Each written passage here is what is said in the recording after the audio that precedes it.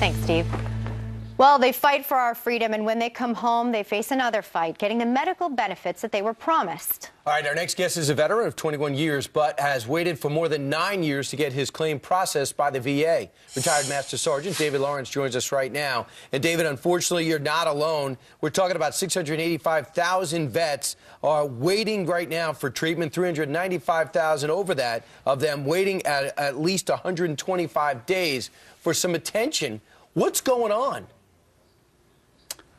I really can't tell you. I've been at my wit's end about this VA claim since it started, and I kind of went through you guys as a last resort. What's the status of your claims? It's, you know, you're 21 years as a pararescuer. You've been waiting 9 years. What happens when you reach out? Well, I pretty much get a runaround. I retired back in 2006. I filed my claim. And I knew it was going to take a while. I was expecting at least 6 months to 2 years. And recently, I had to go through a appeal process because they denied me everything on my claim. And I got my appeal process back right before Christmas, or right after Christmas. And it basically put me back at ground zero. I'll be starting the whole process over again. What are your claims? What do they surround? One of my claims is I have atrial fib, heart problem. I had surgery 2 years ago on my heart.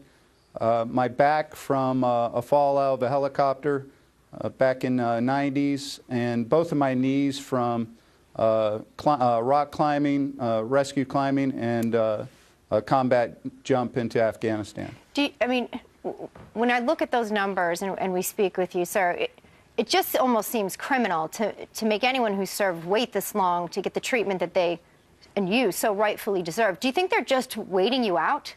I mean, thinking you'll give up?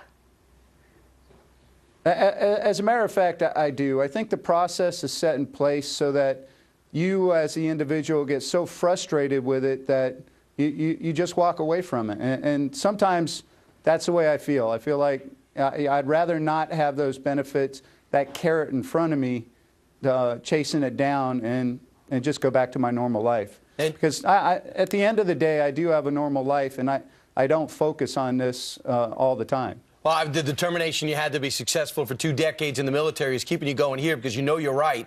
Your injuries directly happened while serving our country. I can't imagine a respectable VA hospital system that would go through what you're going through and not want to do everything they can to help you. But you've experienced exactly the opposite. Do you feel like the country's letting you down?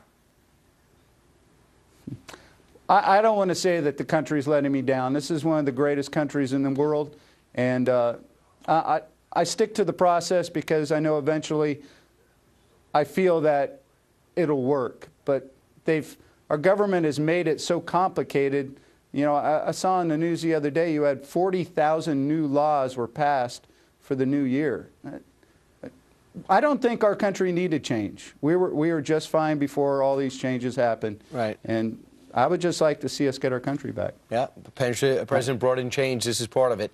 David Lawrence, thanks for your service, and I hope to have a good news story soon when you come back on the air and tell us that you've been served by the VA. Thanks so much. Thank you.